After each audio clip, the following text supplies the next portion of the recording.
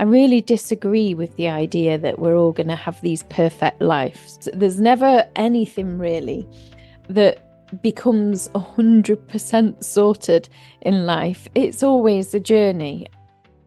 Hi, I'm Becky Eakins, business mindset and lifestyle coach for occupational therapists. I focus on creating a freedom-based online business, helping OTs to package up their skills in unique and exciting offers that feel so good that they sell with ease in the online space. Since leaving the profession of OT, I have now worked with hundreds of clients online, helping them to create a life they feel inspired by. In this podcast, I will talk about the lifestyle goals, mindset, and strategy you need to create your own life of freedom. So I wanted to talk about emotional resilience, really, because I see this as one of the biggest reasons why people get a lack of results, or if it's good, well, they'll get fantastic results. So energetics is always key. And your emotional resilience is really one part of your energetics. It's your ability to be able to bounce back, really, emotional resilience. And it doesn't mean that you've got to have a perfect life. I really disagree with the idea that we're all going to have these perfect lives. There's never anything really that becomes 100% sorted in life. It's always a journey, and just recognizing this and not thinking that the next stage you're going to be all right, and then the next stage you're going to be all right, but actually just recognizing that you can enjoy the journey. I think emotional resilience really is not about things just working in your favor. You've understood it, you've finally made it, and everything starts becoming easy, because it's about your ability to adapt to the challenges that keep happening and keep on going, because they're always going to come. So your ability to keep holding more, basically, without drowning, your ability to keep afloat when the big waves keep washing over you again and again. And it actually reminds me of my first time scuba diving in Mexico. Oh my goodness, we was only young. I say young, early 20s, and it was the first time, and I think they'd made a mistake in letting us go out because the storm was brewing. You could hardly see anything because the waves were whipping up, and it just caused a lot of, well, there was no sunlight coming through, and so it was just, visibility was really poor. And so we all kind of got fed up under the sea. It was quite hard to stay down there when you really couldn't see anything. So we all indicated that we wanted to go back, but we were about 45 minutes off the boat being there for us. So a group of brand new scuba divers, we were all left there with just one guide, and the waves by this stage, they were crashing over us, these really big waves. Oh my goodness, we were just bobbing up and down. We were being pushed right under with each crash. And of course, we had our breathing apparatus on. So it just made total sense that we would keep our breathing apparatus on, and we stayed calm. And with each crash of the wave, we just went under and then we bobbed back up again. But there was one person there who, and quite understandably as well, had a panic attack. I mean, it was a horrible experience. And as he had a panic attack, he actually ripped off all of his breathing apparatus. And obviously, then that puts him at higher risk of drowning, put us at risk because the guide was having to give him one-to-one and completely ignore everybody else. So this man just needed a lot of support, and was completely understandable why, really. It was a dangerous situation, really, especially for our first time. But the emotional resilience in that situation meant that we felt the fear. We didn't get rid of the fear. The fear was there, but we kept going. There was just an acceptance that we just had to do this and we would get to the other side of it. And that we recognized that if we stayed calm, that it would be easier on us because of the breathing and the constantly going under the water. So it was scary, but we resolved to face it. So it's a bit of a physical story, really, but I see that the exact same applies in business because things happen. Big waves come again and again, and they come in form of challenges and mindset issues. We're pushed, we're prodded, we've got our heads under the water like so many times, and we really feel like we're swimming against the tide for long periods, way longer than we would like to at times in our business.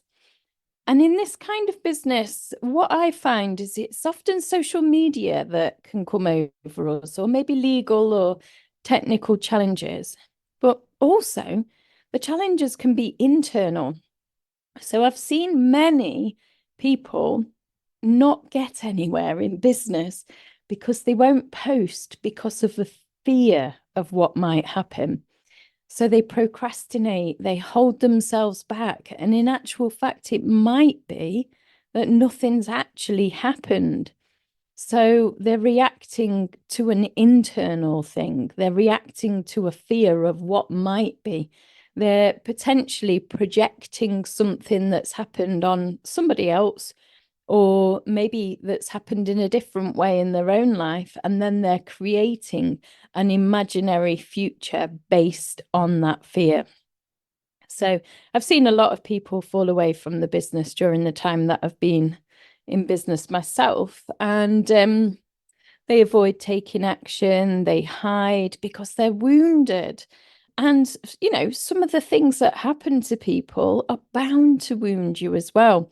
You know, they can be quite hurtful. I've seen people get attacked on social media by lots of people, you know, en masse. Imagine how much that can really hurt your feelings, that public embarrassment. So the ability to bounce back is so important, because if you've got a lack of emotional resilience, it will cause many potential businesses to fail. So many strategies are tried once and immediately stopped because the wounds associated with any failure are just too high. Just to give a few examples of things that frequently occur at the start of an online business, I've seen all of these, so I could write a book just about the things that might happen. But anyway, examples where people lose hope. So a common example, and I'm sure some people will resonate with these. You put a post out on social media and it only gets a few likes. Ooh, you feel wounded. You put a post out and an old colleague disagrees with what you've said.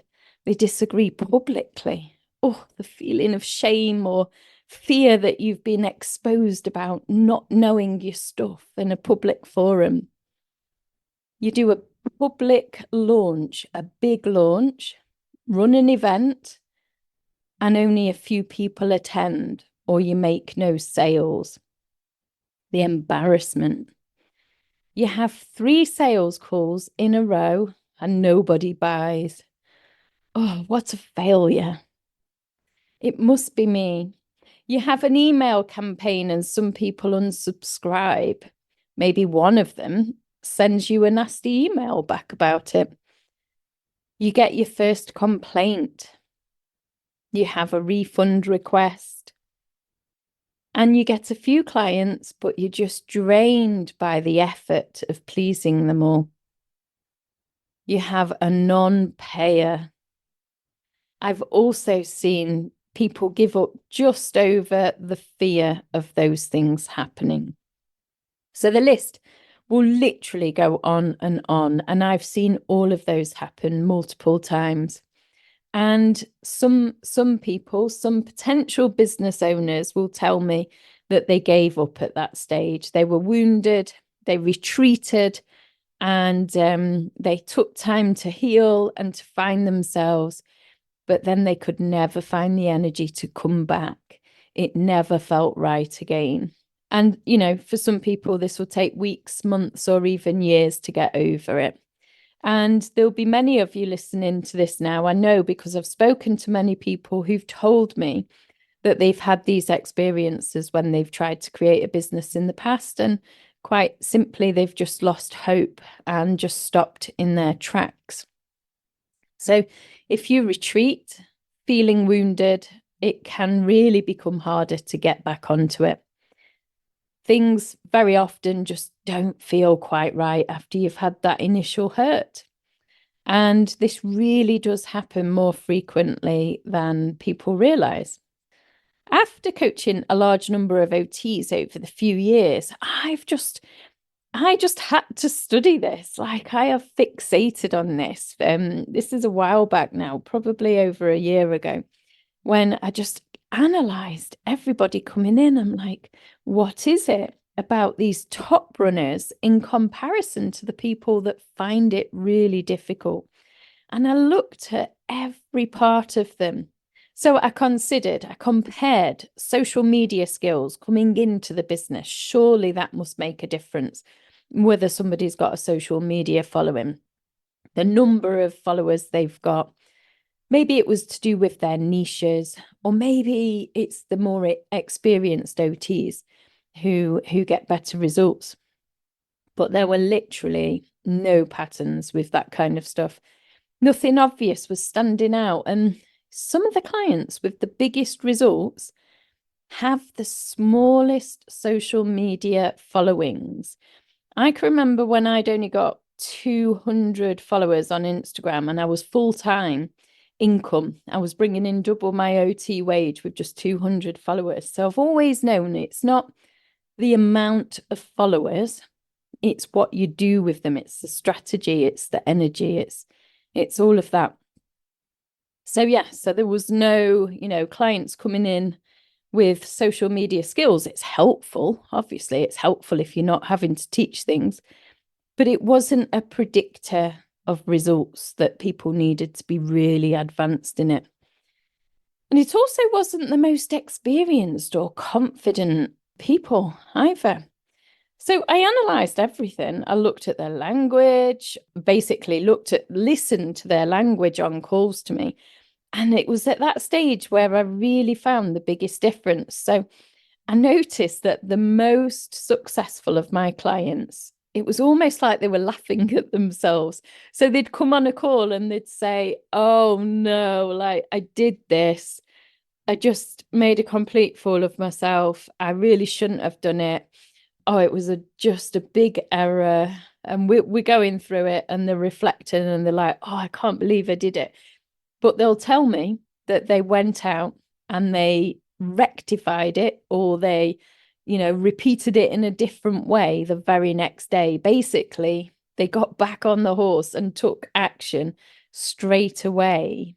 So I started to notice this pattern, and I just realized it's almost like the clients who were doing well and achieving well just had this ability to make a fool of themselves. And I don't mean that they did appear as a fool, absolutely not. But it was almost like this energy of, I don't mind being embarrassed. I'll just get back up and I'll just keep trying.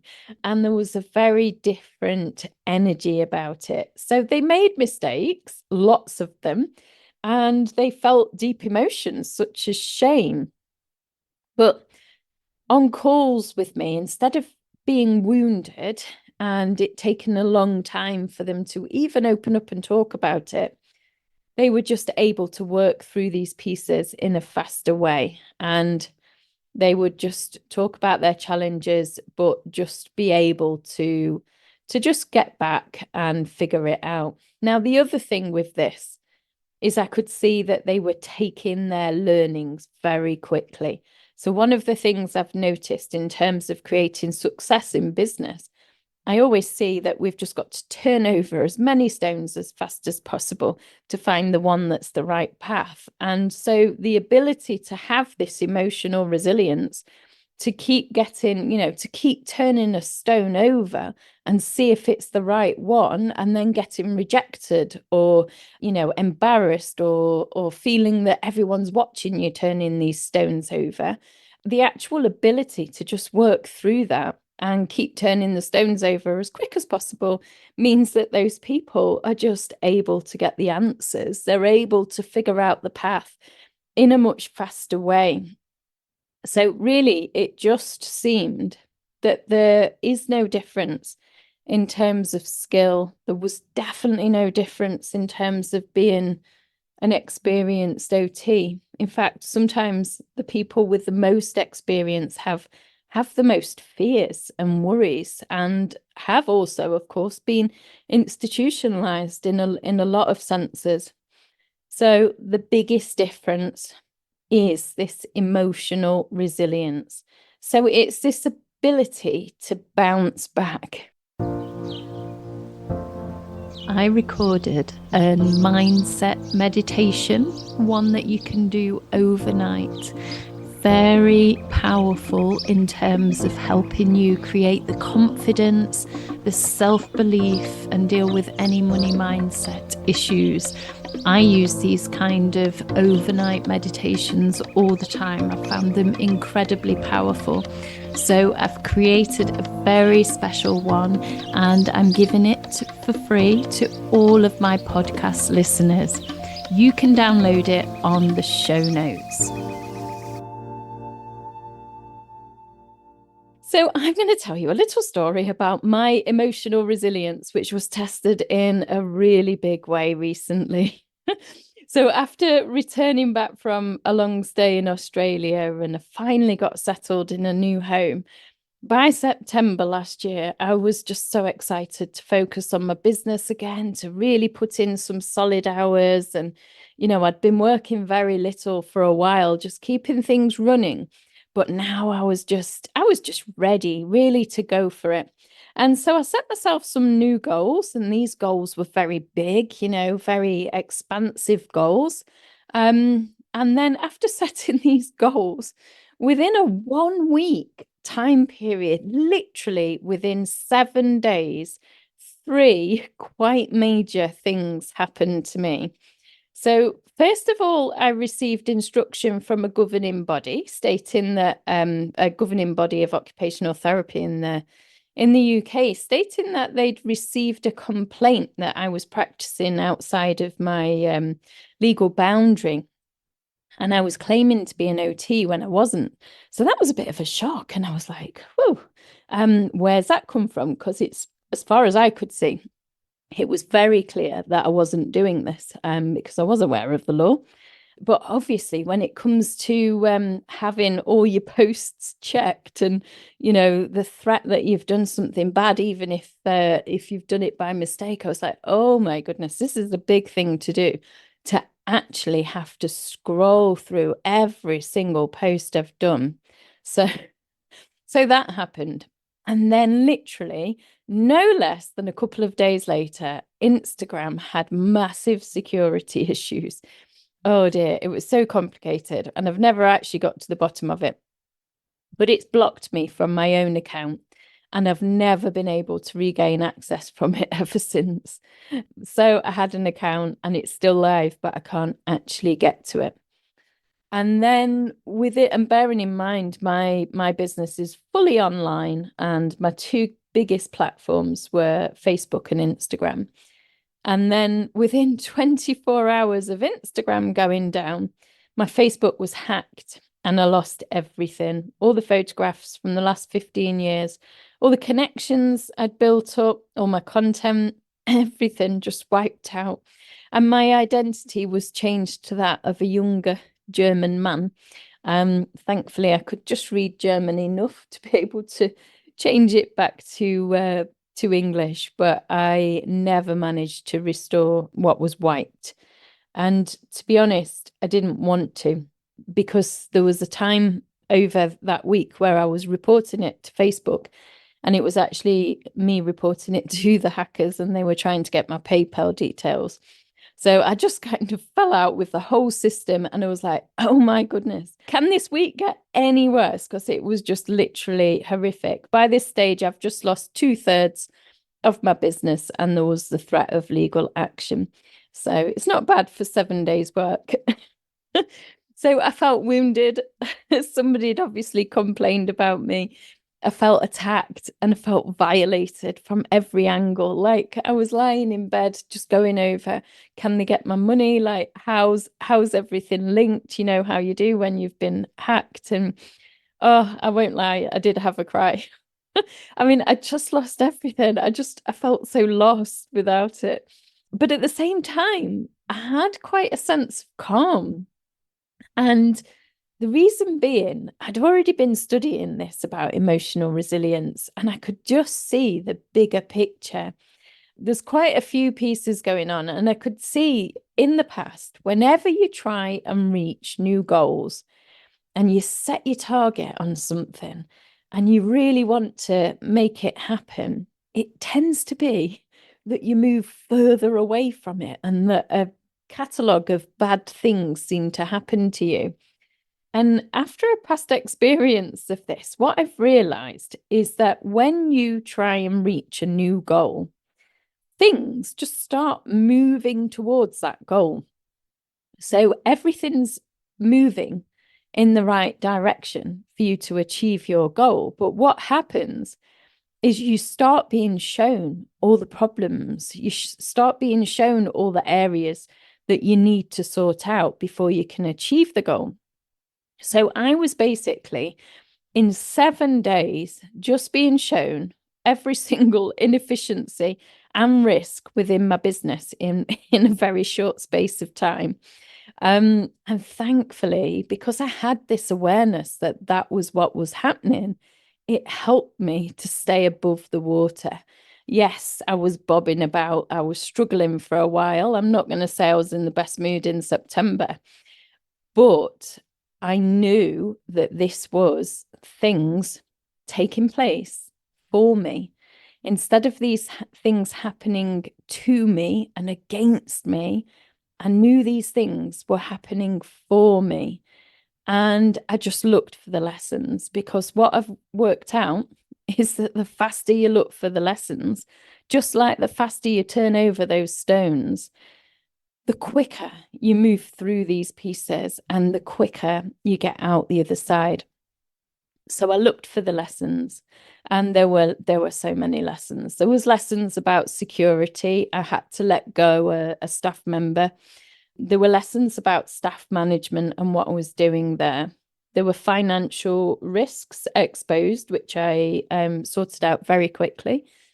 And there were legal lessons to be gained. The threat from the HPC was actually very helpful for me, and they were very nice to deal with. And, it ended up just being for me and in my favor to clean up everything that I do.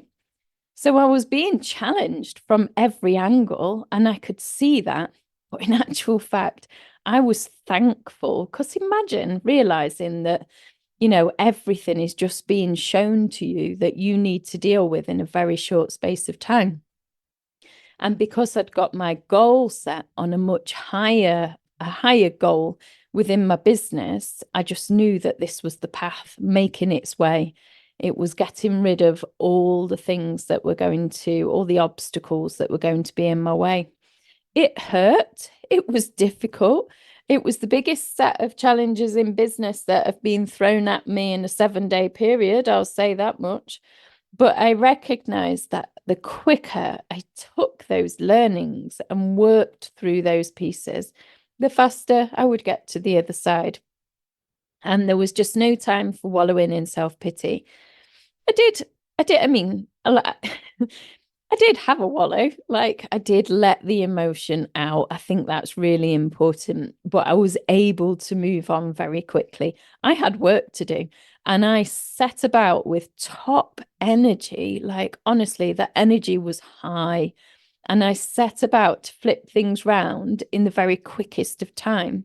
So I dealt with the legal issues. They were never valid claims anyway. And as I just mentioned, we work together to sort them out. Also, when somebody actually complains about you like this, it's actually a really big compliment, because you've got yourself known. When people get disgruntled, it's because you are stepping forth and you're showing another way. And people who daren't they daren't do things, or they're holding themselves back. They feel threatened by it. So the fact that I'd ruffled feathers just made me realize that my message was getting out there. And people pleasing doesn't actually help the world to create change. So the bigger your message, the more you do encounter people who are triggered or threatened by what you say. So I created new social media accounts. I personally grew my own Facebook by 100 new friends per day. And I did that all on my own. So I know I very often will speak to my clients about trying to get 100 new friends or followers per week. But actually, I was working on my own and getting 100 per day. Instagram was a slower project. Actually, I left that because I had ongoing security issues for a long time. But thankfully, just about a week ago, so in January, I am finally able to start using my Instagram properly again. So I can start rebuilding it. So the bad things that happened to me provided contrast. So when we have contrast, it's like all the things showing up that we don't want. And they just really gave me this good feeling of what I needed to sort out and where I didn't want to be. And this contrast, as it often is, was the catalyst for me having this surge in energy. And I've just found that so many times during or after difficult times, it comes with this burst of energy, and not always straight away. Sometimes I think it lowers your energy to start with. And I guess a part of that comes with your emotional resilience, is your ability to bounce back and get back on that energy in a quicker way. But this energy I used to launch the podcast, which is something that I'd been planning for months. Maybe even like a year or so. I'd hired somebody already and I'd got them waiting, and I'd got plans for this podcast, but there was just nothing pushing me to actually create the podcast. And so I'm very grateful for being hacked, for actually making me create this. And this all happened in the start of September. And I'm now a few weeks into January. And the events that happened in September, with the subsequent learnings and actions that have taken place, actually caused me to have accelerated results. My business has literally soared as a result of the problems that I had. The social media problems, it was like having the best declutter in the world. And there's nothing better for a business than actually decluttering. And it caused me to have a whole fresh new look at social media, at my business, make new contacts, and just really go for it and create a bigger impact. So my advice when challenges come your way is consider your emotional resilience. If you want to have better results in your business, but you're recoiling every time anything happens, you're wounded, you're taking everything personally, then you're not ready to take on more, and you won't be given more because of that. So if you wonder why you're not making multiple sales, but the sales you have made, you're just so emotionally, exhausted, or you're people pleasing and you're overworking with the clients that you've got, or your onboarding systems are just taking so much time and energy that it's leaving you drained.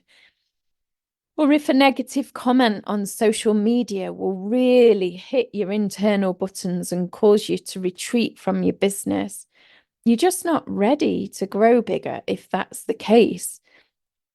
So looking at, emotional resilience, there's obviously a lot of ways that we can work on this, but one of the things that I've just found as a useful switch in my brain is to look at the bigger picture in business. And I think it was Denise Duffield Thomas, and it was in Chillpreneur, which I believe is now called Chill and Prosper, which is a brilliant book. And I've really enjoyed reading all of her books, but that one in particular just massively resonated with me. And it really, I'd already created my business then, and I realized that it was in the exact style that she talks about in her book. And so some of the things she talks about are like about how many unsubscribers you'll get in every email campaign, how many people will ask for a complaint, how many people will want a refund. And she just goes through the statistics in the book, and it's like, oh, right. Yeah. Oh, that's pretty cool. Because you just see the bigger picture with that. And it just helps you with the emotional resilience. It helps you to put things in perspective. I mean, I know I've been chatting to people online for around about 7 years through different businesses that I've had. And I know that if I'm contacting a few hundred people, there'll be one person who's just so rude and so nasty. And that always happens. There's just, somebody who's just really horrible to you. But now I realize that it's the them problem. I don't take it personally. I used to analyze everything. What is it? What have I done? I've just literally said hello, and some people will just do that. And I recognize now I can put that into context. I can see the bigger numbers, and that helps my emotional resilience. It helps me bounce back because I'm like, okay, so there's only one that comes up every few hundred who is going to be that nasty. But the number of people who are so lovely, who I make deep friendships with, who I really connect with, who energize me, who make me buzz and I make them buzz back, that number is much higher. And then most people will fall somewhere in the middle. So I'm aware of the balance of the numbers. And for me, I've just found that a very helpful thing, just to kind of take a step back, I guess is what I'm saying, and just look at the bigger picture of it. Because it's all normal, it's all business. And within all of this, there's a greater number of people who will love what you do. But there's a human tendency to focus on the one in a few hundred that are going to be nasty to us. And there'll be people that have life-changing results from what you can offer because your skills are so amazing. So for every nasty person, for every difficult incident, there's going to be many more people who love and energize you. And so gaining perspective can really help. And just realizing that your message isn't for everyone. It really isn't. Like, don't worry about it. You're only right for the people you're right for. And really holding on to concern that you're not, that you might offend somebody or they disagree with you. It doesn't matter. It really, really doesn't matter. This is a big world. And we're not holding on to like this sense that there's only a few clients for us, this poverty scarcity mindset. We don't need to do that. It's a big world out there, and you will attract your tribe. And just realizing those things and just accepting those things will make it so much easier for you to gain perspective. And that will have a big knock-on effect with your emotional resilience within the business. So if I was to think back to those big events that happened to me in September, I'm absolutely grateful for it happening. It's the same. I actually feel grateful during the period when my ex had the heart attack, and like it completely floored me at that stage. I'm so pleased that I was broken during that stage, because I see that after that, after quite a long time after, to be honest, came the big surge in energy and the desire to change. And so now I can look at these things and I can think, wow, okay, they were there for me. And the fact that I could do that during the events in September really helped to accelerate my results as I worked through that. And you'll be pleased to know I achieved the big goal that I set in September. I achieved it in the first 10 days of January, which actually isn't too bad a timescale when you think about it, when you set such a big goal for yourself. So I think it really is, just to summarize, just allow yourself to feel the pain of things that are happening, allow the emotion to come out, but be willing to bounce back, be willing to risk making a fool of yourself. Be willing just to bob up and down with those waves and keep breathing, even while you don't understand what's happening. Keep looking for the learnings as fast as you can, just so you can move through this in a quicker way. If you are an OT with 3 to 10 hours per week spare, then the OT Yourself to Freedom membership is best for you.